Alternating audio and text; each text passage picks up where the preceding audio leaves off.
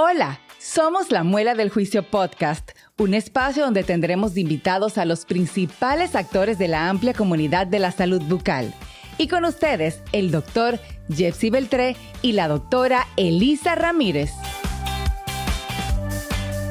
Señores, bienvenidos a su programa La Muela del Juicio. Aquí estamos en un nuevo episodio en esta temporada 2, Elisa. Con mucha energía, muy felices de estar aquí compartiendo con todos ustedes. Te queda bonito el rosado para que el que lo esté escuchando en Spotify entre y la ve en Spotify video o en YouTube. Y a le ti queda ese bien. peinadito, mira, perfecto. Estoy clean, señores. ¿Pero cuánto duraste haciéndote el peinadito? No, espérate, eso fue el barbero.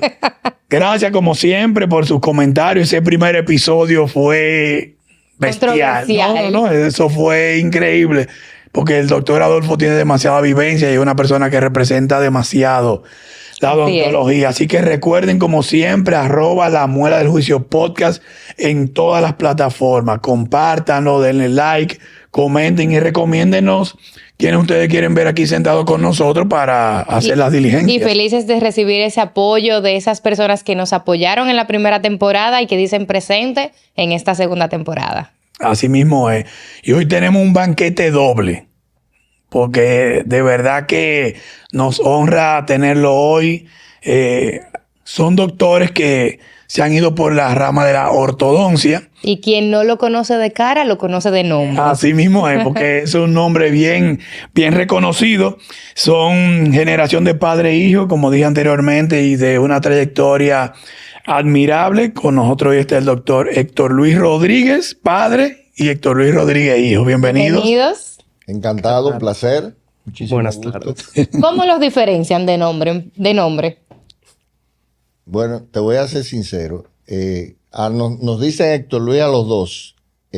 A mí, el que me conoce desde pequeño, me dice Luisito, porque mi papá también se llamaba Héctor Luis y mi abuelo también. Nosotros tenemos una paciente muy cómica, una niña, que dice, tú eres el original. Dice, y él es el junior. O el repetido. O el repetido. Lo que ella no sabe es que el bisabuelo era el verdadero original, ¿verdad? Así mismo. Correcto. Bueno, nada, nosotros muy felices de tenerlo aquí. La verdad que a usted, doctor, por toda su trayectoria. Yo siempre recuerdo desde muy joven, cuando pasaba por su clínica en Naco, que estaba ese nombre ahí en grande, Héctor Luis Rodríguez. No había forma de que impactara. No sé si eso otras personas se lo han comentado, de ese marketing indirecto que desde muy temprano marcó. Es una calle donde circulan muchas personas. Correcto. De mucha circulación. Y que tampoco era un letrero como esos tradicionales de antes, que era una cosa como grande, iluminada. Sí. Era una cosa bien discreta, pero que con mucha altura. Sí, así mismo es. Qué bueno. Doctor, nosotros sabemos que ustedes vienen de una generación, como comentó, de su papá. En nuestras investigaciones sabemos que su papá fue veterinario y nos interesa saber cómo entonces usted llega a la odontología y que nos hable un poquito de la historia familiar. Bueno, la historia familiar, si empezamos con el nombre Héctor Luis, sí. Mi abuelo fue banquero. Mi abuelo llegó a República Dominicana procedente de Puerto Rico con el Royal Bank of Canada. Mi abuelo llegó a ser gerente general de Royal Bank en Santiago, en San Pedro de Macorís, en Sánchez, en una época donde esas ciudades tenían mucho apogeo económico. Y luego entonces mi papá empezó a estudiar medicina en la Universidad de Santo Domingo en la época de Trujillo. Y en esa época no había médicos veterinarios en República Dominicana. Y el gobierno dominicano fue a la Facultad de Medicina, al grupo donde mi papá ya tenían 2 años estudiando medicina y ofrecieron becas para formar médicos veterinarios en la Universidad Nacional de Colombia. Mi mamá siempre decía que mi papá fue un aventurero porque él le gustaba la medicina y le iba muy bien en su carrera y se enroló en eso. Wow. Y entonces fue uno de los 3 primeros médicos veterinarios, estudió en la Universidad Nacional de Colombia, en Bogotá, y se graduó y regresaron al país mi papá, Héctor Luis Rodríguez Jiménez, Otto González y el doctor Jaime Viñas Román, que 2 de ellos, mi papá y el doctor Viñas Román, se dedicaron fundamentalmente a la docencia y fueron decanos. Mi papá, el doctor Viñas, fue decano y luego el doctor Viñas fue rector de la UNFU también. Entonces, esa es más o menos la historia. Yo iba a estudiar medicina y de hecho en la época donde yo ingresé en la UNFU, en esa época se tomaba un examen de admisión y salían todos los aceptados en una lista por escuela y por facultades. Y yo recuerdo que yo salí en la lista de medicina. Y en esa época, en el Campus 1, en la fila del registro, estaban la fila de odontología, la de medicina, la de farmacia, la de bioanálisis, todas las de Facultad de Ciencias de la Salud, una al lado de otra. Y yo me cambié de fila. No. No,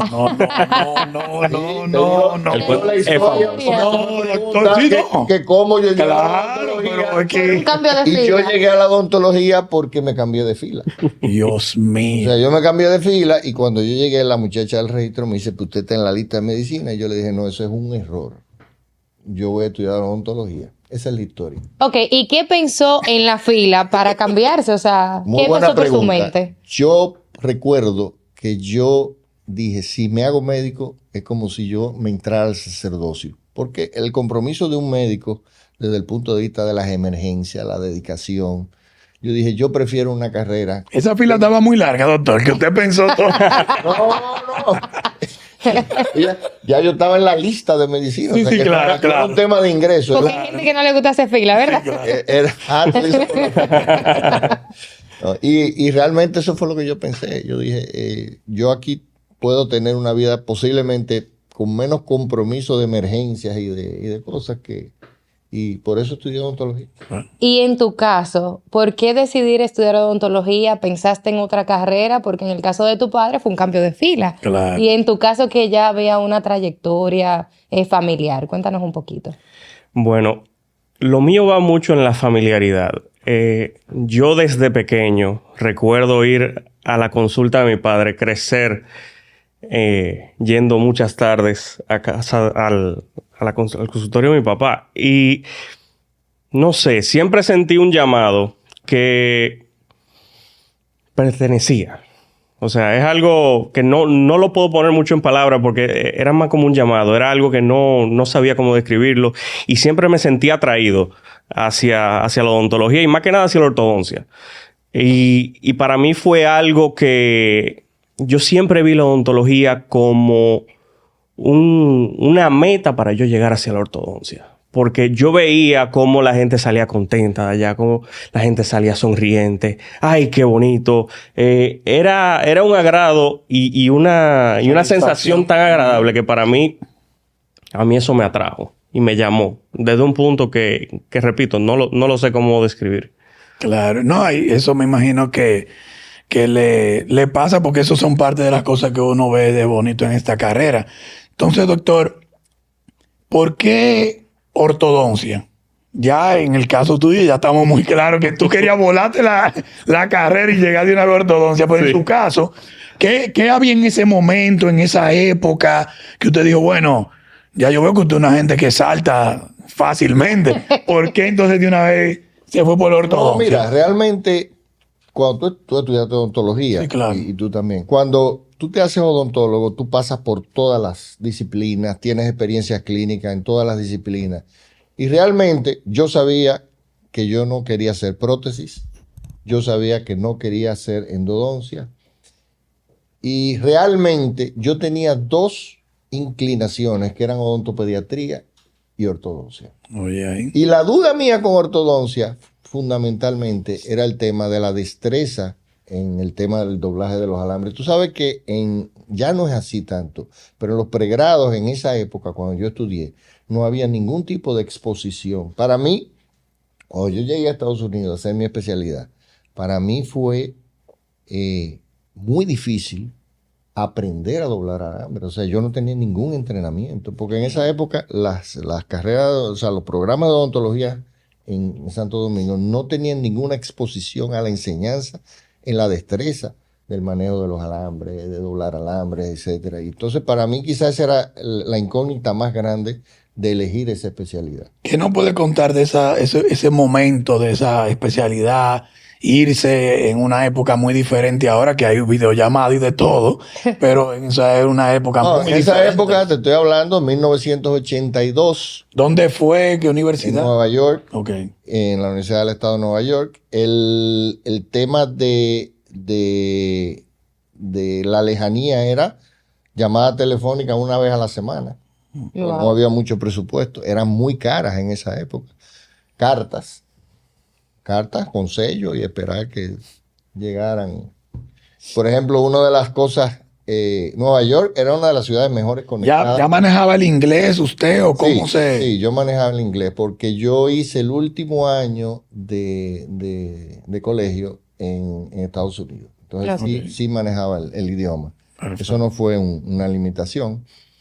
Pero sí, fue un cambio importante. Pero la verdad es que el sistema norteamericano sí me agradó mucho, el sistema de enseñanza, de la manera en que me pude integrar adecuadamente, aunque con mucho trabajo, o sea, tienes mucha carga académica, pero realmente me gustaba mucho la organización, me gusta mucho la organización norteamericana, como los norteamericanos son eficientes en sus cosas, y la verdad es que eso me atrajo mucho.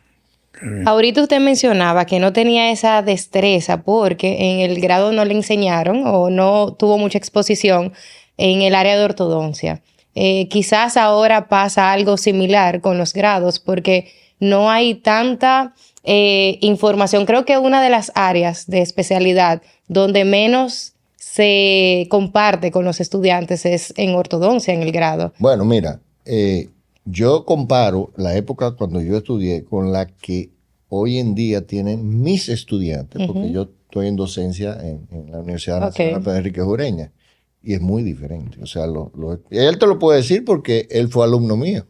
¿Cómo fue tu papá como profesor?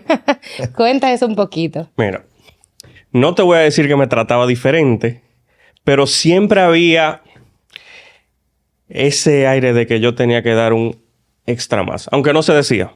Una mirada diferente de exigencia, ¿verdad? Ojo, yo era un estudiante igual que cualquier otro, pero de manera inconsciente se esperaba ese porcentaje extra mío, aunque no se dijera. Sí.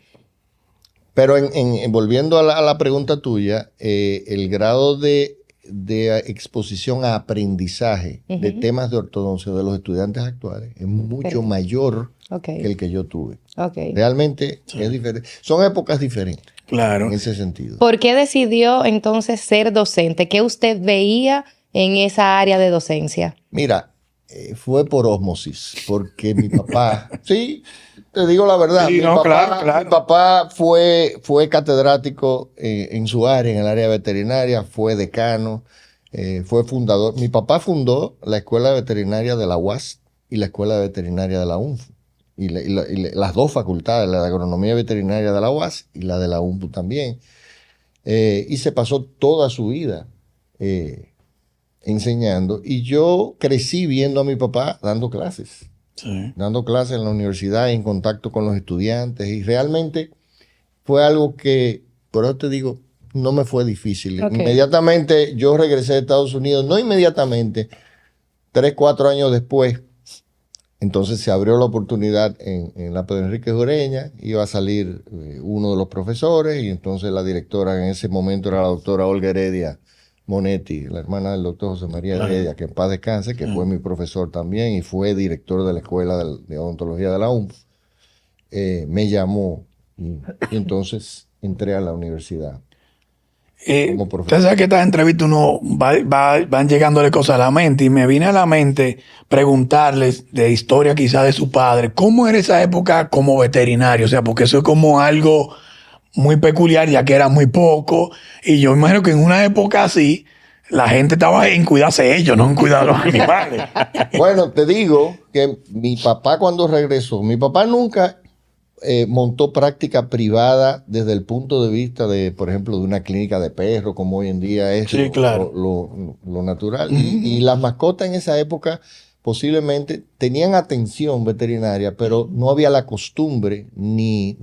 Bueno, me imagino los caballos de Trujillo, seguro. Ay, yo sabía, caramba. Vamos ahí. Inmediatamente ahí vamos. llegó mi papá al país y llegaron los otros veterinarios, los integró y les dio trabajo. Pero mi papá trabajaba por un sueldo en la Secretaría de Agricultura.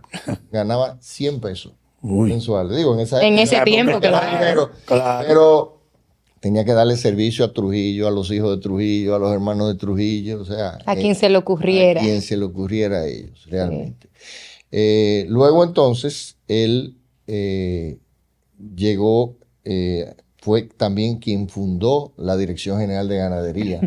O sea, mi papá fue un emprendedor en muchas áreas dentro de su profesión. Y aparte de ser docente, fue ganadero y fue un gestor y un líder a nivel del sector ganadero. Mi papá fue fundador del Patronato Nacional de Ganaderos, de los que organizaban la feria ganadera. O sea, recorrió el país y tuvo mucha vinculación con todas las asociaciones ganaderas de las regiones, de la región norte, etcétera. O sea, fue una persona muy activa, tanto en el aspecto de la organización de la ganadería. Mi papá trabajó más con animales mayores. Okay. Fue fundador, en la UNFU fue que manejó el Centro de Reproducción Ganadera, que fue famoso en la época. La finca de la UNFU se ganaba todos los premios en la feria ganadera, tenía el mejor ganado, el mejor hato, porque era una finca experimental para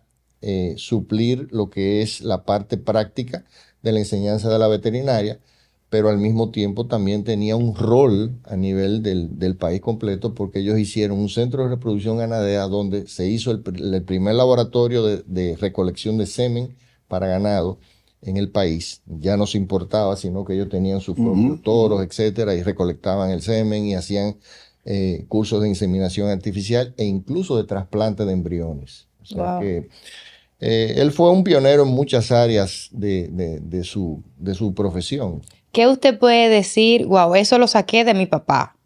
Yo aprendí esto de mi papá. Bueno, que le sirve en la parte profesional. Aprendí muchas cosas. O sea, de él yo aprendí responsabilidad, amor al trabajo, respeto, muchas cosas, realmente. Ya, por ejemplo, en tu caso, ya dijiste ahorita que se te exigió un extra cuando fuiste alumno de tu papá, pero ya a nivel de la carrera en general, otros profesores, estudiantes, gente, ¿cómo sentías eso? ¿Lo sentías como siempre, este porque es el hijo de fulano, o lo veía como un reto ya personal de que, porque aquí tuvimos a Gregory Socias y contó bastante cosas de esa situación que a veces se cree que él tiene que saberlo todo porque es un hijo de un socia, o creen que tiene que... ¿Cómo fue en ese sentido para ti?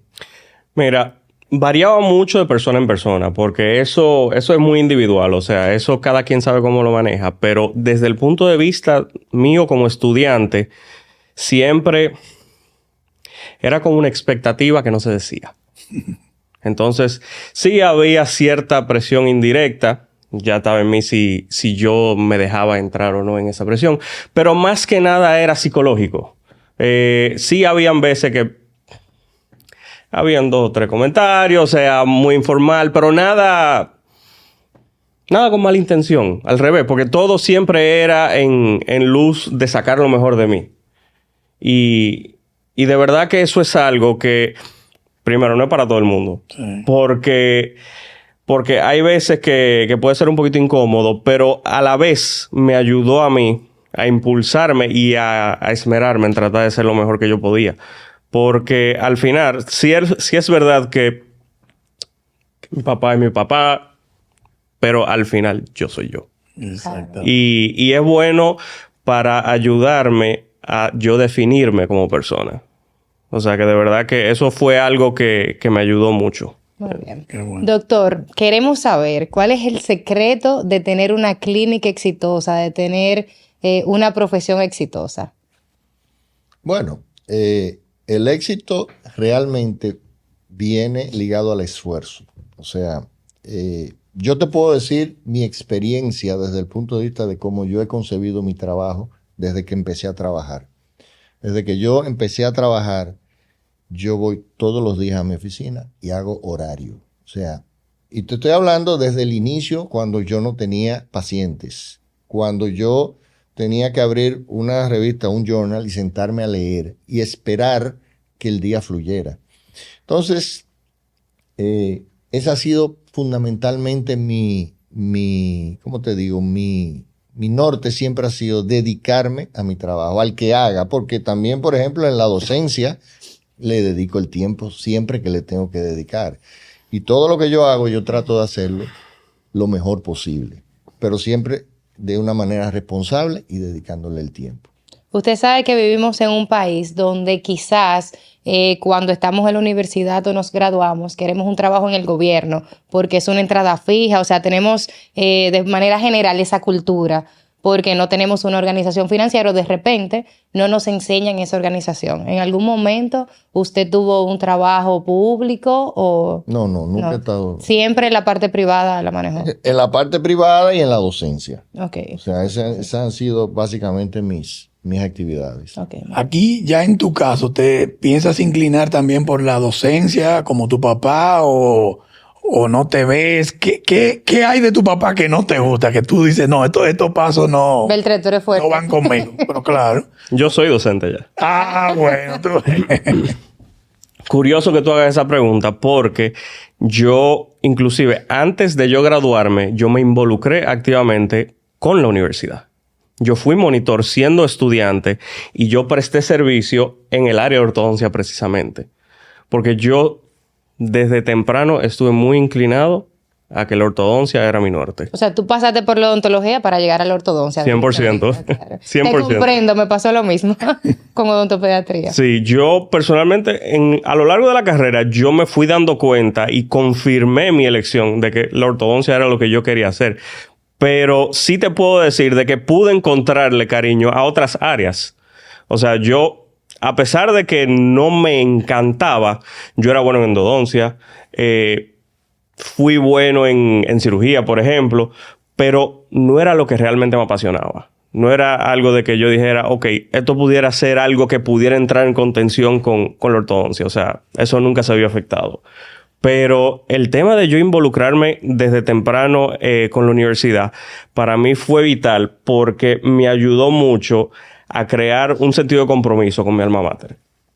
Y al sol de hoy sigo siendo parte del equipo docente. Yo me gradúo y no obstante sigo siendo parte del equipo y continúo renovando mi compromiso cuatrimestre por cuatrimestre siendo docente en el área de ortodoncia, en la parte práctica. Y para mí, o sea, yo soy una persona que agradezco mucho a la universidad por darme esa oportunidad y más que nada porque cuando yo me fui a hacer mi especialidad afuera, ellos me apoyaron durante mi estadía en México, donde yo hice mi especialidad. Y de verdad que eso ha sido parte de mi crecimiento como persona y como profesional. ¿Cómo hiciste la elección de la universidad para hacer ortodoncia? ¿Qué tomaste en cuenta? Mira, yo tenía varias opciones para hacer mi especialidad. Inicialmente yo estaba pensando en España. Yo llegué a entrevistarme en Barcelona y estaba en gestiones para hacerlo en otras ciudades de España. Y primero, el tema geográfico era difícil.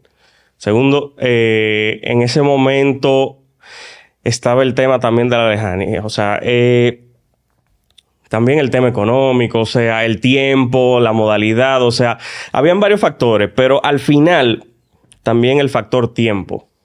O sea, los programas en España, todos eran de 3 años y se me dio la oportunidad de un muy buen programa en Ciudad de México, la Universidad Intercontinental, que es donde yo hice mi especialidad. Y de la nada, o sea, decidí irme por allá porque mi papá conoció el programa, me lo recomendó, fui, me entrevisté y me aceptaron. Y fue un tema de que pude empezar desde que me gradué. Entonces, para mí eso fue vital. También el tema de que era un año menos de lo que me iba a durar en España. Y creo que fue la mejor decisión que pude haber tomado porque en ese interim llegó la pandemia. El tema de la odontología, por lo menos con los posgrados en España, se vio severamente afectado por la pandemia y no sé cómo será la situación al día de hoy con el tema de los posgrados, pero creo que ya se pudieron haber recuperado, pero en el, ¿cómo le digo? En el lapso de tiempo. En ese lapso, ¿sí? Creo que fue un poquito difícil recapturar los pacientes y todo lo demás. No, esos son de los grandes retos que nos dejó en ese momento aquella cosa. Doctor,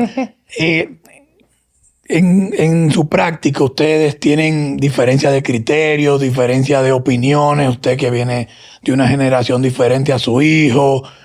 ¿Cómo manejan esas situaciones y cómo es el día a día laborando juntos? Mira, muy buena pregunta. Definitivamente venimos de dos etapas diferentes de formación. No, perdón, y también algo muy importante, a veces las mismas escuelas, usted viene de escuela de Estados Unidos y tú de México, o sea, hacen diferencia. Ya hoy en día no tanto. Ok.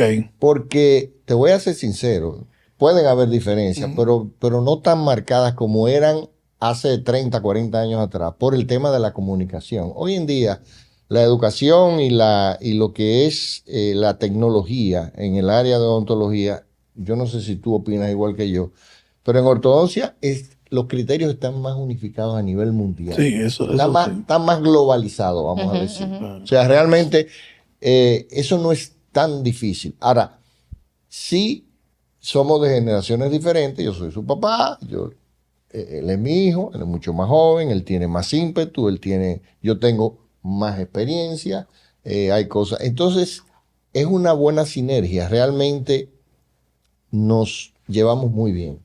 Nos llevamos muy bien porque todo lo consensuamos. Él ve a un paciente y me dice, le hice tal cosa, ¿qué tú opinas? Y yo igual.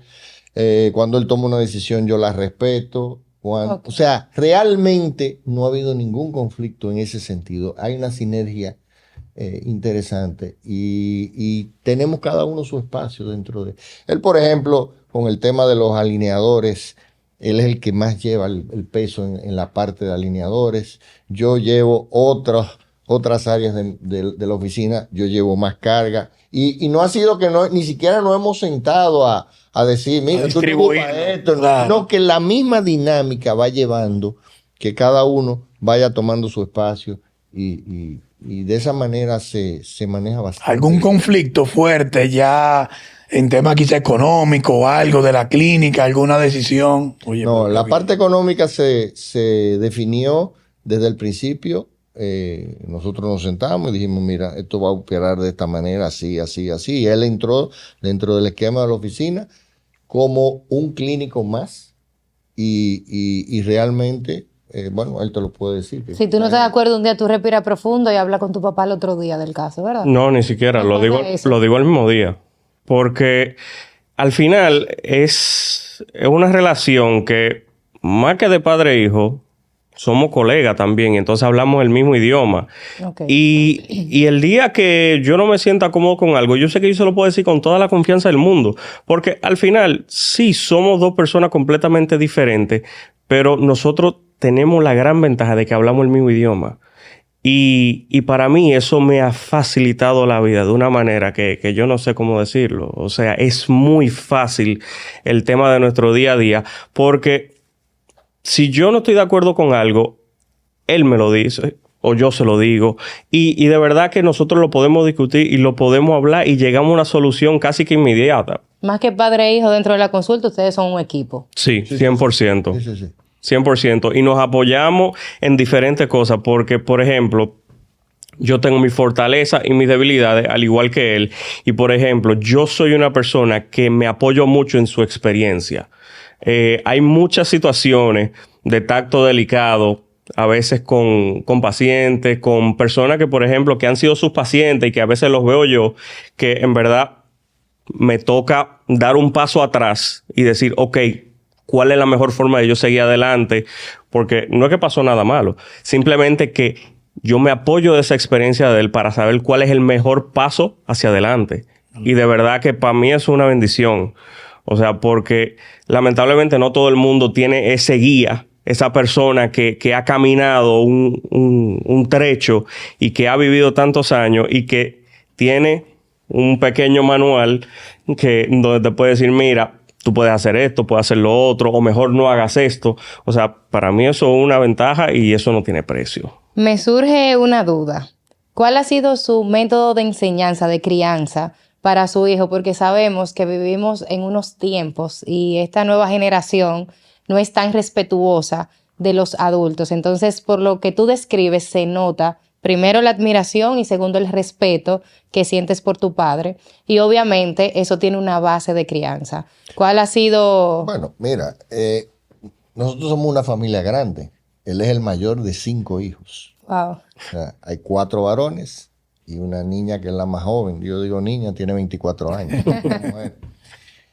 Mis hijos todos en mi casa tienen su espacio, tienen voz y voto. Nosotros, su mamá y yo, siempre consensuamos todo en familia. Nosotros hemos criado a nuestros hijos con respeto, con apertura, pero con reglas.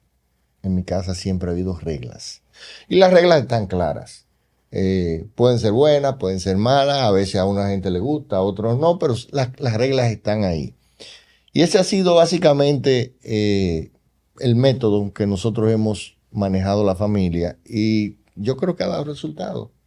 Nadie es perfecto, todos cometemos errores, pero al final de cuentas nos llevamos muy bien, compartimos mucho juntos, nos vamos de vacaciones juntos, todos. ¿Qué te digo? Mira ahora, por ejemplo, para fin de año, yo me fui a Puerto Plata, a la playa, con todos mis hijos, menos él y su esposa, que estaban de luna de miel en Buenos Aires. Está bien, era que válido. pasaron el fin de año en Buenos Aires, bueno, pero después el resto, todo con las novias, los novios. Usted en medio lo aceptó eso, ¿verdad? No, pero no es que en medio lo acepté.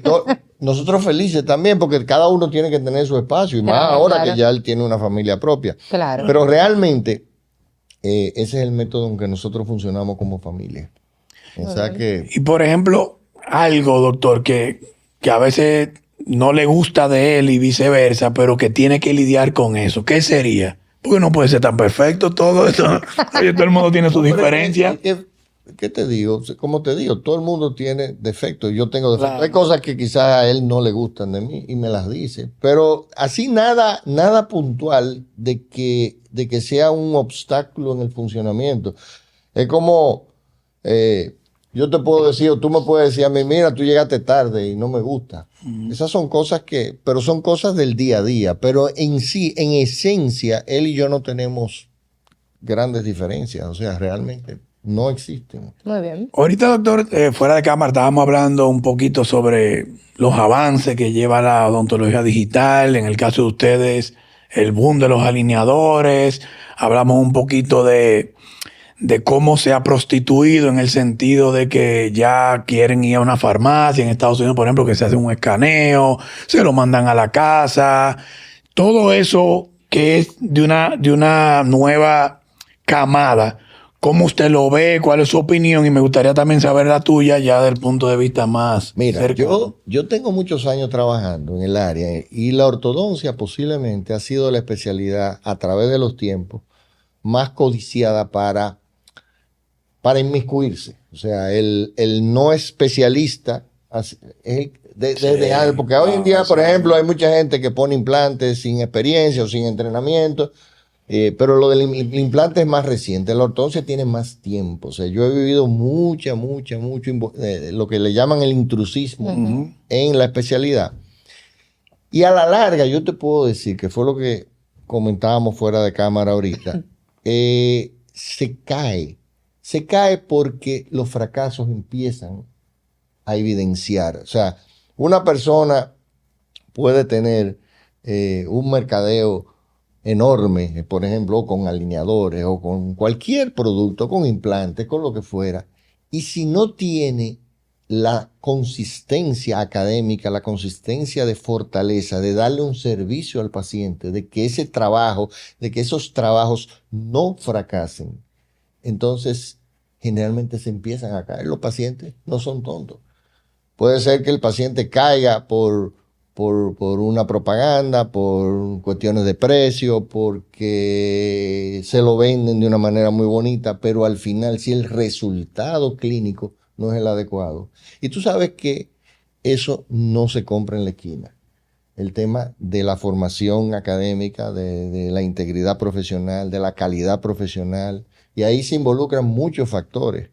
Aparte de la formación del profesional, tiene que haber entrenamiento, tiene que haber calidad de materiales, tiene que haber consistencia en los procedimientos que tú haces, tiene que haber dedicación, porque hasta el más entrenado y que trabaje con los mejores materiales tiene un porcentaje de fracaso. Claro. Entonces, todo eso yo lo he visto dentro de mi profesión y dentro de mi especialidad como olas que van y vienen. Van y vienen, ¿eh?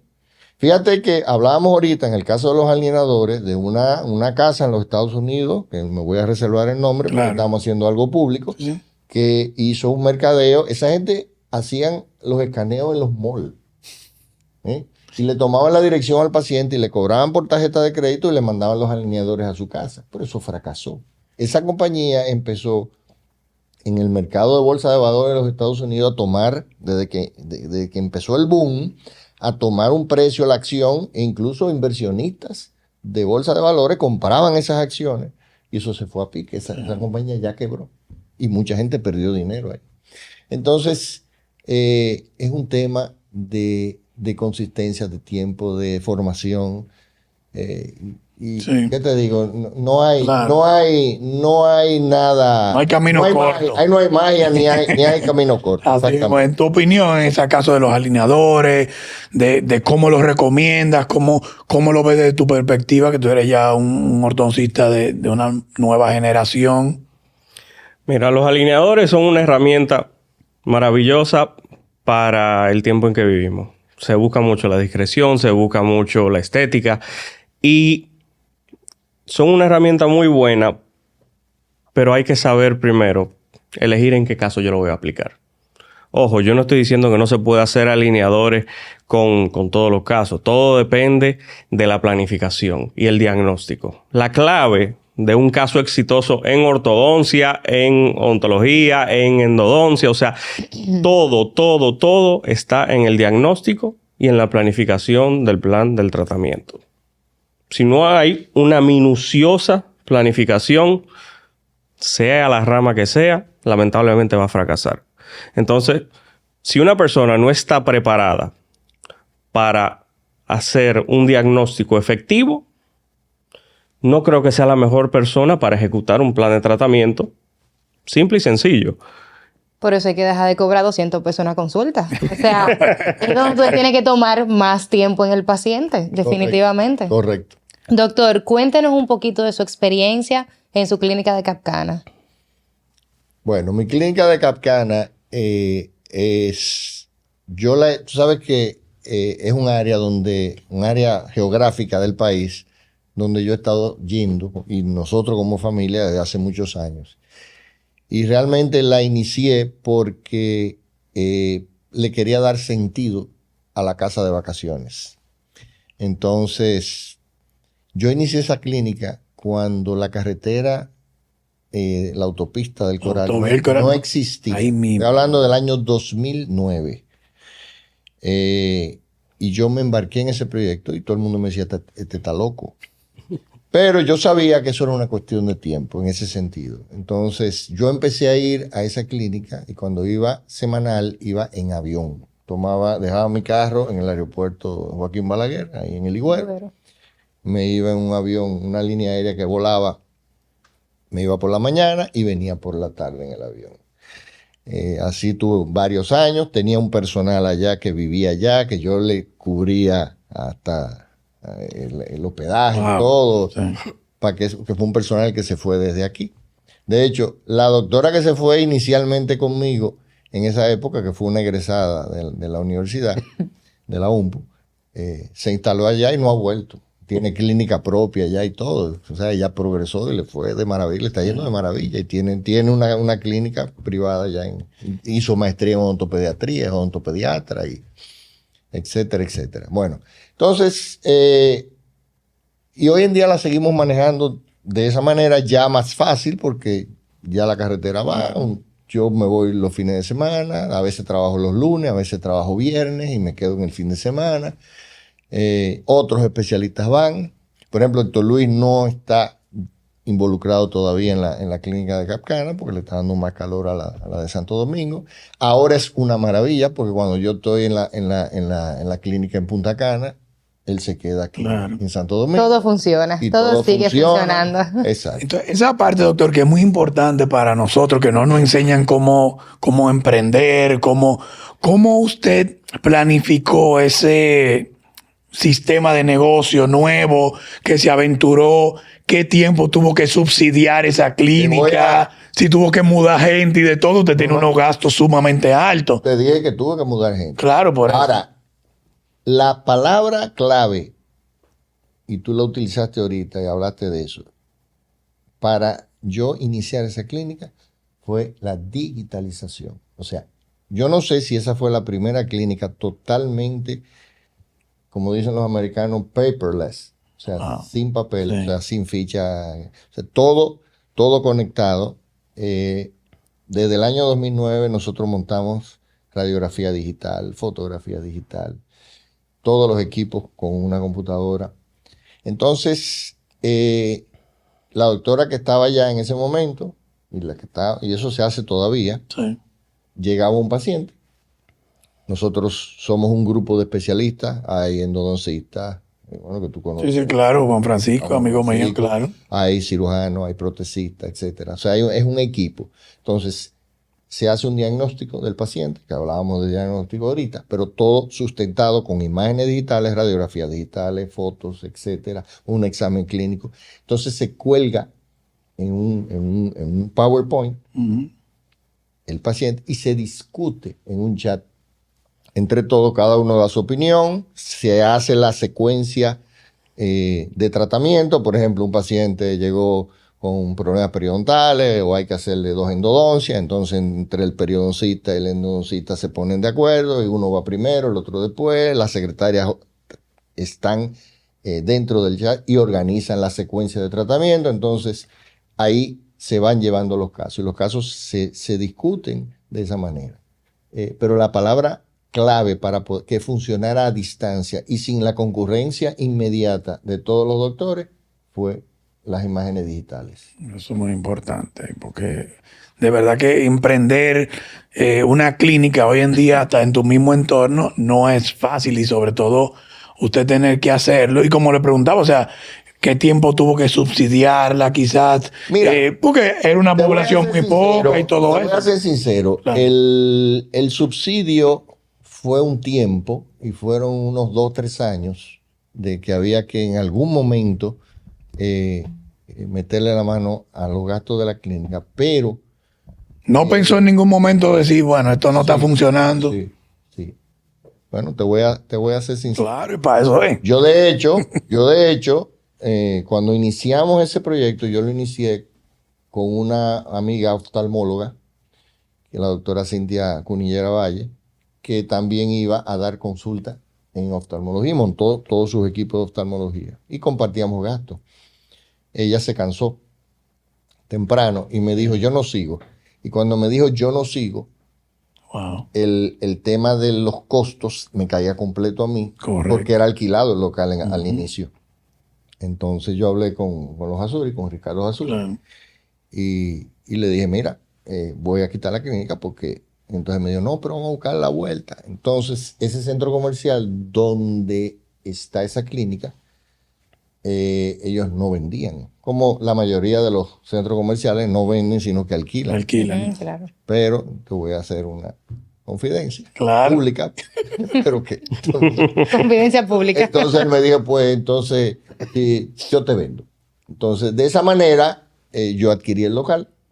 Y al adquirir el local, ahí bajó la presión. Claro. Bajó la presión porque ¿Y usted tenía un activo ahí? Porque ya es un activo y ya es propio y ya entonces no tenía... Porque las rentas en esa zona son bastante altas. Es una inversión, claro. Entonces ya se convirtió en otra cosa y bueno, hoy en día... Y ya luego fue despegando y realmente hoy en día no hay ningún problema, gracias a Dios. Esos testimonios son buenos porque una de las finalidades del podcast es que las personas que nos ven puedan entender que a veces no siempre estamos en la cima, sino que las cosas van fluctuando. En algún momento están bien, en otras tenemos que replantearnos el modelo de negocio que tenemos para poder continuar, saber cuándo continuar y cuándo desertar. Y también tener fe.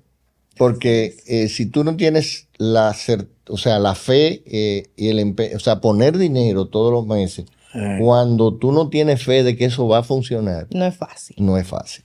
Entonces, en tu caso, ¿te ves así con esa vena emprendedora, aunque sea hasta incluso, puede ser hasta fuera de la odontología, en algo, o te ves muy enfocado en tu profesión y en seguir, vamos a decir, el legado de las clínicas familiares? Mira, mi objetivo número 1 siempre va a ser mi práctica, o nuestra práctica en todo caso. Claro. Pero sí tengo ideas, tengo sueños, tengo posiblemente proyectos que poco a poco los estoy tratando de llevar a cabo, pero yo no me cierro a nada. Si hay algo que yo he visto es que la vida da mucha vuelta y yo no puedo estar cerrado a lo que la vida me pueda traer. Entonces es mi deber como persona y hacia mí mismo de que yo debo de aprovechar cualquier oportunidad que se me pueda presentar. Y entonces, si no estoy abierto a una idea, a una oportunidad que se me presente, no tengo cómo aprovecharla. ¿Te ha pasado que alguien llega a la consulta y tú le dices, hola, yo soy el doctor Héctor Luis, tan joven? Sí, no, pero es con tu papá que yo quiero, entonces no es contigo. ¿Cómo tú manejas es con tu papá que me quiero delante de los pacientes? ¿Te ha pasado? Sí. ¿Y cómo tú manejas eso? No, o sea, si piden específicamente a mi papá y él está ahí, no hay ningún problema. O sea, pasa a mi papá. O sea, al final eso no es algo malo. Porque yo no me ofendo, porque hay veces que, o sea, yo no sé cuál es la particularidad de ese paciente, yo no sé si es una situación delicada. O sea, hay personas que puede ser una persona que es un conocido, que yo no lo conozca personalmente. O sea, al final eso no es algo que se debe de tomar en personal, porque al final la persona que tiene la trayectoria es él. El que tiene la consulta es él. Yo ahora mismo me estoy uniendo al equipo y yo soy, por el momento, sí soy colega, pero yo soy un acompañante, soy otro clínico. Sí, soy su hijo. Pero pasa al revés también. Cuéntenos. Eso sí. Pasa al revés. Pasa en algún momento que quizás él no ha estado o está en su oficina, en cualquier cosa, y yo recibo un paciente por primera vez y me dice, no, pero no con usted, con su hijo. Entonces, sí. Es un tema de tiempo también, de que son tiempos. Claro. Y él se va a ir, ¿cómo te digo? Posicionando. Asentando en su trabajo y va a ir tomando su espacio también, o sea, y todo es así. Cuando yo empecé, yo recuerdo igual que yo recibía pacientes, ya me llegaban directamente a mí y había gente que me decía, y usted es tan joven. Sí. Y eso era como un sacrilegio. Yo decía, bueno, pero me voy a tener que pintar el pelo. Eso pasa, sí. Porque es así. Una cosa, doctor, hoy vivimos en un mundo rápido. Todo el mundo quiere todo inmediato, que creo que es una de las cosas que más le ha afectado a la ortodoncia, porque cuando tú le hablas a un paciente, necesito ortodoncia, ¿cuántos años? Entonces, es como una de las batallas que tienen ustedes en esta nueva, en la actualidad, porque usted va a hacerse una endodoncia, ya te la hacen una cita, tú vas a hacerte algo, entonces muchos procedimientos ya son más eficientes. Pero el de ustedes hay que darle su tiempo, o sea, su tiempo, esos dientes hay que moverlos con calma. ¿Cómo pueden enfrentar ese tipo de cosas que es una cosa que no es de la carrera, sino es ya de la sociedad, de que todo el mundo quiere algo rápido? Por eso hoy en día también vemos que gente que quizás necesitan un poquito de movimiento y van a hacerse, por ejemplo, un diseño de sonrisa. Bueno, no, vamos de una vez con el diseño y lo único que hacemos es que desgastamos un poquito aquí. ¿Cómo ven esa parte de visualizando el futuro de la misma ortodoncia también? Mira, yo creo que al final todo tiene una explicación. O sea, desde el punto de vista del tiempo, más que del paciente que llega por primera vez a iniciar un tratamiento de ortodoncia, nosotros recibimos presión con el tema de tiempo con los pacientes ya en tratamiento. Y son los pacientes generalmente menos cooperadores. Lo que quieren resultados. O sea, el paciente que va cooperando y va bien, porque la ortodoncia, si bien tiene esa particularidad que necesita tiempo, también tiene la particularidad de que tú vas viendo en el proceso los cambios y el paciente lo percibe. Y cuando el paciente percibe que su tratamiento va bien, no pone presión de tiempo. Pero el paciente que no ve cambios es el paciente que no coopera. Es el paciente que rompe aparatos, que no va a la cita, que no usa los elásticos, mil cosas. Entonces ese paciente no ve cambio, entonces se pone una presión y te dice, y te la pone a ti, te dice, pero yo me lo quiero quitar, y qué tiempo me falta, pero dime por favor. Pero yo le digo, mira, no te pones la goma, tú no vienes a la cita, pero dime por favor, si yo me pongo la goma, ¿en qué tiempo yo termino? O sea, pero generalmente es ese paciente. Porque el paciente cooperador es un paciente que ve resultados porque lo va viendo en la medida en que su tratamiento va avanzando. Perfecto. ¿Cómo ustedes ven la ortodoncia en un futuro? Mira, si hay algo que yo creo que nunca va a desaparecer son los aparatos fijos. Para mí eso es... Y eso, para mí es una herramienta demasiado útil. Hay personas que dicen, bueno, ponerse bracer el día de hoy. Mira, de verdad que son, ¿cómo te digo? Es lo clásico. Sí, es verdad que no es muy llamativo para la generación de hoy, pero es una herramienta muy efectiva. Claro. No se te pierde, no se te queda en una mesa, o sea, como los alineadores, por ejemplo. Todo tiene su pro y su contra. La ortodoncia del futuro, no sé qué puede traer, pero sí puedo decir de que los aparatos fijos se van a quedar, que van a haber cosas nuevas, sí, posiblemente. Yo creo que lo que viene en el tema de la precisión de los tratamientos de ortodoncia, de la fabricación, de la tecnología en aparatología de ortodoncia, la robótica. Yo eso es lo que vislumbro. Sí.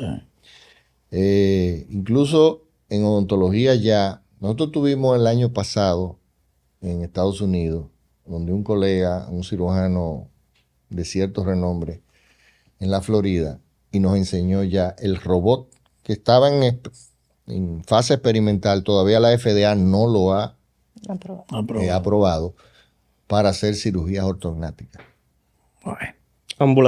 Ambulatoria, porque ya por el nivel invasivo. El nivel mínimo invasivo. Correcto. Y la morbilidad, la poca morbilidad en los procedimientos quirúrgicos no exigen internamiento. Ya lo han probado, lo que pasa es que no lo han podido aprobar en la FDA, porque eso tiene un tema económico. Sí, claro, eso sacaría. Como es todo, pero ya la tecnología existe. Entonces, cuando yo vi eso, yo dije, wow, la odontología, porque no es en ortodoncia, eso viene. En todas partes, doctor. Eso viene. A su hijo le recomendaría tener 5 muchachos en esta época. No, no te preocupes, que yo no voy a llegar. No, son mi papá un valiente. ¿Qué fue lo que más sacrificó de tener 5 hijos en cuestiones de tiempo? Usted emprendedor, una persona muy activa que daba clases, que sus clínicas. Mi familia, una familia grande, pero nosotros siempre, tanto mi esposa como yo venimos de familias numerosas. Los hermanos, en casa de mi esposa son 6, en mi casa 4. Entonces, somos familias numerosas. Si tú ves la foto de ahora de Navidad, del día del 25, te vas a sorprender. Un zoom out bastante grande. La cantidad de gente que había ahí con los abuelos. Claro. Entonces, realmente, nosotros los dos venimos acostumbrados a eso. Pero nosotros, el estilo de vida de familia, de mi esposa y mío y de mis hijos, es andar juntos. Andamos en familia siempre. Sí. Digo, cada uno tiene sus actividades y son actividades individuales, pero realmente nosotros... Pero eso es lo bueno de que, como está la sociedad hoy en día, de los valores y la poca sentido de familia que hay, que usted le sigue inculcando eso, porque yo sé que él va a replicar eso con sus hijos y hay que ir donde abuelo y así sucesivamente. Y es parte de la sociedad. Comen donde su abuelo todos. Muy bien. Con su abuelo y su abuela. Los martes. Ellos almuerzan La mayoría, el que puede va, Sí. pero va una pila de gente. Sí, porque nietos somos muchos también. Ay, Que hay mamá. muchos nietos. Entonces, Eso es esencial y eso es algo que hemos podido demostrar hoy. Y así como tú dices, los valores se inculcan en la familia, no en el colegio. Claro. Sí, o sea, aquí nosotros tenemos eso invertido en esta Sí. sociedad de ahora, que los padres creen que en el colegio es que le van a enseñar los valores. Y en realidad es la familia donde se aprende. no hay duda. Y eso es lo mejor que de verdad nos hemos llevado de este episodio, una buena relación familiar y laboral. Y el que te ve entiende que tú eres un adulto mayor en un cuerpo de joven. Sí, a mí me lo han dicho, no ahora, desde niño. De niño, Desde qué niño. bueno, El qué bueno. niño es así. Es así. Eso de verdad que nos llena de mucha satisfacción y llevar este tipo de historia a tanta gente de nuestra comunidad de la salud bucal, de la odontología y todas las demás áreas, es lo que queremos seguir promoviendo en este programa. Y mira cómo se nos fue el tiempo, incluso hablando ahí de toda esa experiencia y de todo ese contenido. Pero nosotros siempre, para cerrar, doctor, hacemos una dinámica aquí de 5 preguntas sin juicio. Ok. Como el programa se llama La Muela del Juicio, bueno, de aquí salimos de la monotonía. Ahora lo que vamos a hacer algo un poquito de comparación para que tú me digas cuál es el artista favorito de tu papá y usted me diga el artista favorito de su hijo. Guay. Ay. Mira cómo lo dejamos en blanco ahí. Bueno. Usted me diga el de él. ¿Cuál es tu Exacto. ¿Cuál es el artista favorito de él? Ajá. John Mayer, el de él. Ah, pues Le mira. dio bien. ¿Y tú? ¿El de tu papá cuál es? Mira, el favorito no te sé decir, pero que sí sé que le gusta mucho Sting. Sí, bueno, Ese está bien. ¿O era otro? puede ser. Deportista favorito, en la misma dinámica. El de tu papá y el El de él es Messi. Ah, no, pues te conoce más a ti. El Mira, a ver. chiquitito mío que no se puede aguantar. Mira, el de mi papá. Tuve ese difícil. Manuel Mota. Yo sé más que tu hijo ya. En el clavo. Pelotero era. En el clavo. Pelotero era. En el clavo. Pues ya, lo dijiste tú. Qué ¿no bien, yo? qué bien. Cuéntame el color favorito de su hijo. Azul. Nah. Se Ay, equivocó. cállate. ¿Y el de tu papá cuál es? Ese sí tú sabes. Azul. ¿Pero Ahí. cuál es el tuyo? No, el mío es rojo. Es rojo, ok. Pero no es cogidita. Y no es- No. El que no es liceísta en mi casa no come. Ah, Muy bien, me muy gusta bien. eso. ¿Película o serie favorita? La misma dinámica. Papi, el padrino. Y él el padrino. Ah, también. Mira para que tú Tres, veas. pero está bien. ¿Cuál te gusta más? ¿Qué serie estás viendo ahora o algo? O sea, Mira, estamos en una época serie. mucho de serie. Lo que pasa es que yo no estoy viendo serie nueva. Pero es más Serie de nueva que yo película. estoy viendo House of Dragon. Ah, ok. Bien. Entonces ahora, la comida favorita de su hijo. Japonesa. Sí. ¿Y la de tu papá? Española. Me voy con la de tu papá. Yo creo que de hoy en adelante hay una nueva dinámica en la familia Rodríguez, porque ellos son muchos. Vamos Sí, a esto, sí, venga. sí. De verdad, señores, muchísimas gracias por estar con nosotros ustedes. hoy. De verdad que es un Gracias. momento muy ameno, la pasamos muy bien. Gracias por tantos consejos que yo sé que le van a llegar a muchas de las personas que nos ven, que nos escuchan, porque eso es lo que queremos, seguir creciendo y que veamos la odontología como una base de que nos dé el sustento, pero también de que la podemos promover y que también podemos expandirnos. Y agradecidos de dejarnos entrar en su casa, en su familia y en su consulta. En su familia Gracias a numerosa. ustedes. Sí, La verdad gracias que por los invitarnos. felicito porque esto es una actividad y un programa innovador y yo creo que enriquecedor. La verdad es que los felicito y les agradezco mucho la invitación. Gracias. De verdad que muchísimas gracias. Señores, excelente hoy. Recuerden, si les gustó, nos dan like, lo comparten y siempre recomiéndenos abajo quién les gustaría tener aquí. Miren qué bonita historia y lo que queremos es seguir replicando esto en esta segunda temporada. Y en los comentarios un mensaje para los doctores, ¿verdad? Que ellos lo van a leer. Claro que sí. Señores, hasta un próximo episodio. Muchísimas gracias.